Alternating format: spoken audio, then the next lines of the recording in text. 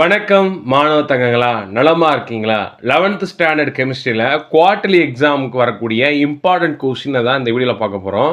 நமக்கு போர்ஷன் வந்து என்னென்னா 1 2 3 4 6 7 8 11 12 அப்படி மொத்தம் 9 லெசன்ஸ் இருக்குமா. இந்த லெசன் ஒவ்வொன்றிலையும் புக் பேக்கில் எதெல்லாம் இம்பார்ட்டன்ட் கொஸ்டின், புக் இன்சைடில் நீங்கள் அதெல்லாம் ரீட் பண்ணணும் அப்படின்றத இந்த வீடியோவில் கொடுத்துருக்கேன். அது மட்டும் இல்லாமல் இன்னொரு முக்கியமான விஷயம் வந்து என்னென்னா, நீங்கள் ப்ராப்ளம் ஒர்க் அவுட் பண்ணி பார்த்துருக்கணும். குறிப்பாக வந்து பார்த்தீங்கன்னா ஃபஸ்ட்டு லெசனில் ப்ராப்ளம் இருக்குது, அதே மாதிரி 6 and 7 8 கூட ஒரு சில ப்ராப்ளம்ஸ் இருக்குது. ஸோ இந்த ப்ராப்ளம்லாம் நீங்கள் ஒர்க் அவுட் பண்ணி பார்க்கணும். நீங்கள் ஒர்க் அவுட் பண்ணி பார்த்தீங்க அப்படின்னா கண்டிப்பாக இந்த நம்ம கொஸ்டின்ஸையும் பார்த்தீங்கன்னா நிச்சயம் நீங்கள் 70 மார்க்ஸை எடுக்க முடியும். அது மட்டும் இல்லாமல் 11 12 அந்த ஈக்குவேஷன்ஸ்லாம் நீங்கள் எழுதி பார்த்துட்டீங்க அப்படின்னா கன்ஃபார்மாக நீங்கள் 70 மார்க் எடுக்கலாம். Unit 1 basic concepts of chemistry and chemical calculation என்ன பார்க்க போகிறோம் அப்படின்னா புக் பேக் கொஸ்டின்ஸ் வரிசையாக கொடுத்துருக்கேன்.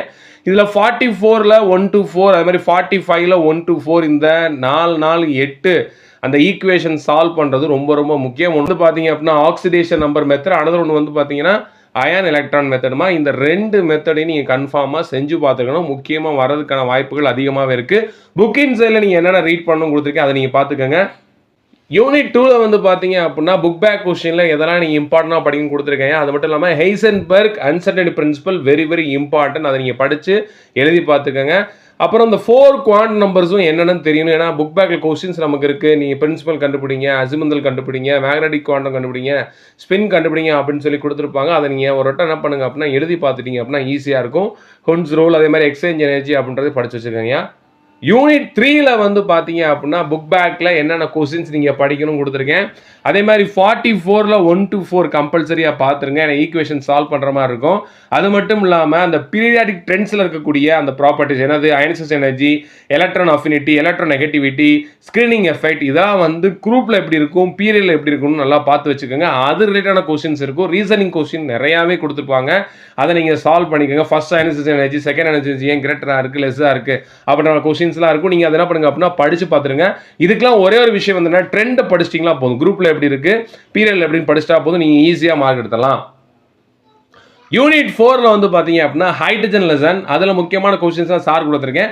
புக்கு இன்சைடு இங்கே கொஞ்சம் நம்ம அதிகமாக எதிர்பார்க்கலாம், அதனால் கொஞ்சம் அதிகமான ஒரு டாபிக் கொடுத்துருக்கேன். இவ்வளோ நான் வந்து நீங்கள் எப்பயுமே என்ன பார்த்துருப்பீங்கன்னா அந்த ஆர்த்தோ டு பேரா ஹைட்ரஜன் கன்வெர்ட் பண்ண பார்த்துருப்பீங்க. அதே மாதிரி ஆர்த்தோ ஹைட்ரஜன் பேரா ஹைட்ரஜன் நோட்ஸையும் படுத்துக்கோங்க, அதை பற்றி இருக்கக்கூடிய நோட்ஸையும் படிச்சுக்கோங்க. அதே மாதிரி ஆர்த்தோ வாட்டர், பேரா வாட்டர் அதுவும் இருக்குது. முக்கியமான விஷயம் என்னன்னா ஹார்ட்னஸ் ஆஃப் வாட்டர், அது டெம்பரவரி எப்படி இருக்கும், பெர்மனன்ட் எப்படி இருக்கும், அதை எப்படி ரிமூவ் பண்ணலாம் அப்படின்னு கொடுத்துருப்பாங்க, அதெல்லாம் ரீட் பண்ணிக்கோங்க. அதுக்கப்புறம் அது மட்டும் இல்லாமல் நம்மளுடைய ஹைட்ரஜன் பாண்டிங் ரொம்ப முக்கியம். வாட் இஸ் ஹைட்ரஜன் பாண்டிங் படிங்க. அப்புறம் அதே மாதிரி டைப்ஸ் ஆஃப் ஹைட்ரஜன் பாண்டிங் படிங்க. அப்புறம் compare water and hydrogen peroxide கொடுத்துருப்பாங்க, அதுவும் ரொம்ப முக்கியம். அது புக் பேக் கொஸ்டின், அது ஸ்ட்ரக்சர் வரைஞ்சு பார்த்துருங்க, ரொம்ப இம்பார்ட்டன்ட்யா. யூனிட் 6ல் வந்து பார்த்தீங்கன்னா ரீசனிங் கொஸ்டின்ஸ் நிறையாவே இருக்கும், அதை நீங்கள் படித்து பாருங்கள். கண்டிப்பாக ரீசனிங் கொஸ்டின், அப்ளிகேஷன் கொஸ்டின்லாம் கேட்பாங்க, படிச்சிருங்க. புக் இன்சைடில் நம்ம அதிகமாக முக்கியத்துவம் கொடுக்கணும், அதை தான் நான் கொடுத்துருக்கேன். நீங்கள் பார்த்தீங்கன்னா ஒவ்வொன்றுக்கும் நீங்கள் வந்து உள்ளே எல்லா லாவும் தெரியணும். அதாவது கேஸ் லா அனைத்துமே நீங்கள் படித்து வச்சுருக்கணும். Boyle's law, Charles law, Gay Lussac's law, Avogadro hypothesis எப்படி இருக்கும், இந்த மாதிரி. இன்னொன்று முக்கியமான விஷயம் என்னன்னா Dalton's law of partial pressure அடிக்கடி கேட்டிருக்காங்க. அப்ளிகேஷன் ஆஃப் டால்டன்ஸ் லாவும் கேட்டிருக்காங்க, படிச்சுக்கோங்க. கிரிட்டிக்கல் டெம்பரேச்சர்னா என்ன, கிரிட்டிக்கல் ப்ரெஷர்னா என்ன, அதையும் பார்த்துக்கோங்க. இன்னொன்று வந்து boil point or boil temperature இதுவும் கேட்டிருக்காங்க. கம்ப்ரெசிபிலிட்டி ஃபேக்டர் அதையும் நீங்கள் படிச்சு வச்சுக்கோங்க. சரியா? ரைட். யூனிட் 7 தெர்மோடைனமிக்ஸில் நமக்கு இது வந்து நிறையா கொஸ்டின்ஸ் இருக்கும் புக் பேக்கில். அதில் வந்து தியரடி கொஸ்டினில் இம்பார்ட்டன்ட் கொஸ்டின்ஸ் தான் கொடுத்துருக்கேன். இந்த 29ல் A to D இருக்கிறத எல்லாத்தையும் படித்து எழுதி பார்த்துருக்காங்க. சரிங்களா? டெஃபினிஷன் ரொம்ப முக்கியம். அதே மாதிரி புக்கிங்கில் நீங்கள் என்னென்ன படிக்கணும், டைப்ஸ் ஆஃப் சிஸ்டம் படிச்சிருக்கணும், அதே மாதிரி டைப்ஸ் ஆஃப் ப்ராசஸ் படிச்சிருக்கணும். தெர்மோடைனமிக்ஸில் எல்லா லாவும் படிச்சுக்கோங்க. டைப்ஸ் ஆஃப் சிஸ்டம் தெரியணும், அதே மாதிரி டைப்ஸ் ஆஃப் ப்ராசஸ் தெரியணும் உங்களுக்கு. அப்புறம் relation between enthalpy and internal relationship, அதே மாதிரி relation between CP and CV very important question படிச்சு வச்சுக்கோங்க. யூனிட் 8 அதில் வந்து பார்த்தீங்க அப்படின்னா புக் பேக் கொஸ்டின்ஸ் என்னென்ன படிக்கணும் கொடுத்துருக்கேன். புக் இன்சைடில் வந்து பார்த்தீங்கன்னா அப்ளிகேஷன் ஆஃப் ஈக்விலிபிரியம் கான்ஸ்டன்ட், அந்த கேசி எதுக்கெல்லாம் யூஸ் ஆகுது. அப்புறம் derive KP KC for the formation of HI very important book இன்டீரியல் கொஸ்டின் இது. அப்புறம் derive KP KC for the dissociation of PCl, வேணா புக் பேக்கில் வந்து ஃபார்மேஷன் ஆஃப் அமோனியா மட்டும் தான் கொடுத்துருப்பாங்க. இந்த H5 ஃபார்மேஷனும் PCl5 டிசோசியேஷனும் book inside question very important. அப்புறம் what are the factors affecting the equilibrium, அது கண்டிப்பாக படிச்சிருக்கும். கான்சன்ட்ரேஷன் எப்படி அஃபெக்ட் பண்ணுது, ப்ரெஷர், டெம்பரேச்சர், கேட்டலிஸ்ட் இதெல்லாம் எப்படி அஃபெக்ட் பண்ணி பார்த்துக்கணும். 11th lesson fundamental of organic chemistry. இதுல வந்து பாத்தீங்கன்னா 38 and 39 வெரி வெரி இம்பார்ட்டன்ட். எப்படி நேமிங் கொடுக்கணும், எப்படி வந்து ஸ்ட்ரக்சர் வரையணும், ரெண்டு கொஸ்டினையும் சால்வ் பண்ணி வீடியோ போட்டிருக்கோம். அந்த வீடியோ லிங்க் டிஸ்கிரிப்ஷன்ல கீழே இருக்கு, பார்க்காதவங்க பார்த்துக்கோங்க. ரொம்ப ரொம்ப ரொம்ப இம்பார்ட்டன்ட். சரிங்களா? அந்த மேலே கொடுத்த கொஸ்டின் எல்லாமே உடனே படிச்சு பார்த்து எழுதி பார்த்துருக்கேங்க. புக் இன்சைடில் இந்த டாட்டோமெரிசம், ஜாமெட்ரிக்கல் ஐசோமெரிசம், எனான்சியோமஸ், அடுத்து செலெக்ஷன் ஆஃப் சால்வெண்ட், இந்த கிறிஸ்டலைசேஷனில் செலெக்ஷன் ஆஃப் சால்வெண்ட் கேட்டிருந்தாங்க, மிட்டத்தில் வந்து இன்டீரியரில் கேட்டிருந்தாங்க. ஸோ அதை உங்களுக்கு கொடுத்துருக்கேன். அடுத்து ரிட்டன்ஷன் ஃபேக்டர்னா என்ன, இதை பார்த்து வச்சுக்கோங்க. அப்புறம் thin layer chromatography, types of chromatography இருக்கும், அதில் தின் லேயர் கொஞ்சம் அதிகமாக ஃபோக்கஸ் பண்ணி படிச்சுக்கோங்க.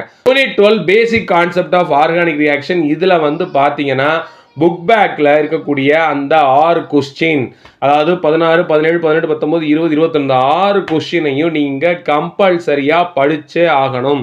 அதில் வந்து கண்டிப்பாக உங்களுக்கு கொஸ்டின் வந்துடும், ஒமிட் பண்ணிடாதீங்க. 6 கொஸ்டினையும் படித்து வித் எக்ஸாமில் எழுதி பார்த்துருங்க.